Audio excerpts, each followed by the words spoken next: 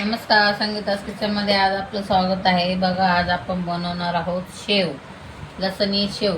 तर लसणी शेव बनवण्यासाठी मी 1 किलो बेसन घेतलेलं आहे आणि त्या थोडं क्रिस्पी होण्यासाठी आपण त्याच्यात तांदळाचं पीठ घालणार आहोत. थोडं जास्त नाही, क्रिस्पीपणा येण्यासाठी थोडं तांदळाचं पीठ घालूया.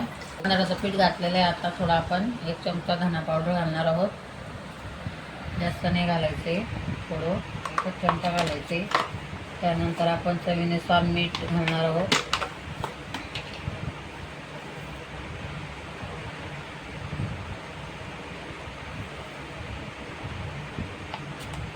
चवीनुसार मीठ घातल्यानंतर आपण त्याच्यात लाल मिरची पावडर आणि हळद घालून घेऊया.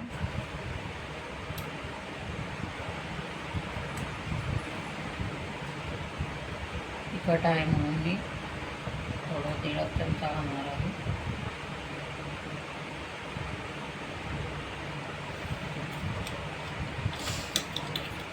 हळद पावडर घालूया.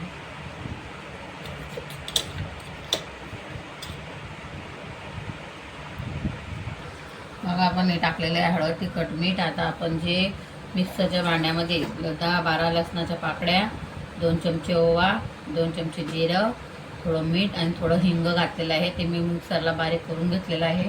आता आपण हे चाळणीने ते काढून घेणार आहोत. ते डायरेक्ट टाकायचं नाही, जो वरचा चोखा राहील तो आपण बाजूला काढून घ्यायचा आहे. बघा, आपण सगळं टाकून घेतलेलं आहे. आता आपण थोडं त्याच्यामध्ये थोडं गरम करून तेल घालूया, म्हणजे छान त्याला टेस्ट येईल आणि छान खायलाही छान लागेल आणि क्रिस्पीपणा येईल. कडक गरम करून घेतलेलं आहे आपण तेल. आता ते मिक्स करूया चमच्याने. नंतर मग थोडं थोडं पाणी घालून मस्त त्याचा गोळा करून घेऊ. बघा, आता पाणी टाकून घेतलेलं आपण. तेल टाकल्यानंतर छान असं हळूहळू थोडं थोडं करत पाणी टाकायचं आहे आणि छान मस्त पातळ, जास्त पातळही नाही जास्त घट्टही नाही, त्याचं छान गोळा करून घ्यायचा आहे.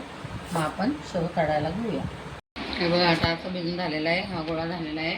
हा साचा आहे. आपण या साच्याला तेल लावून घेतलं आहे आतून आणि यालाही लावलेलं आहे आणि तेल तापायला ठेवलेलं आहे. आपण याचा आता एक गोळा घेऊन छान मळून घेऊया आणि साच्यात टाकून आपण शेव काढून घेऊया. असं साच्यात भरून घ्यायचं आहे छान गोळा मळून जितकं बसेल तितकं पीठ याच्यात घालायचं आहे आतमध्ये आणि असं ठेवून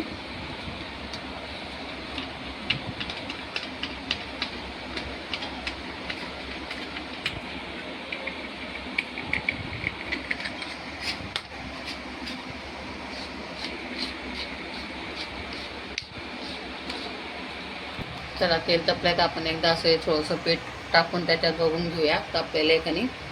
तेल तापलेलं असेल तर लगेच आपण त्यात शेव सोडून घेऊया.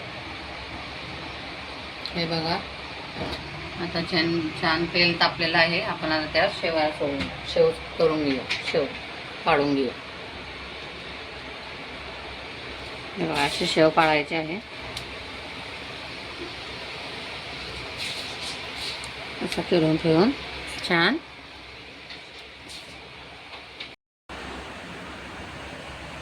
बघा, आपली शेव किती छान झालेला आहे. आपण आता ते कढईतून बाहेर काढूया.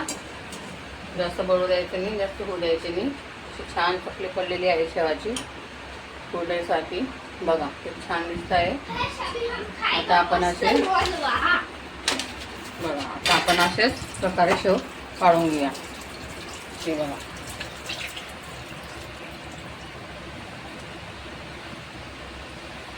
तेल जास्त तापलेलं नको आहे, त्यावर आमच्या हातावर वापरून चकली जास्त तापलेलं ते राहिलं की त्याच्यामुळं हळूहळूच करायचं सर्व व्यवस्थित.